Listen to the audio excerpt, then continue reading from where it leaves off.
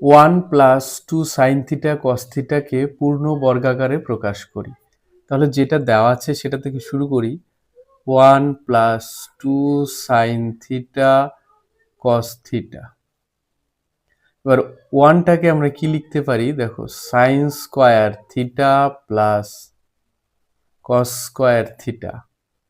কারণ আমরা জানি sin square theta plus cos square theta equal to 1 হয়। এই 1 এর পরিবর্তে আমরা এটা লিখলাম। আর তারপরে যেটা আছে সেটা লিখে দিই 2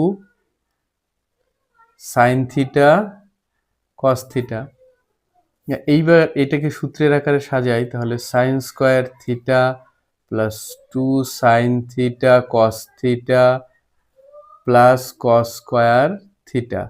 তাহলে এটা কি সূত্রে পড়লো? দেখো, a square plus 2ab plus b square, ওই সূত্রটা।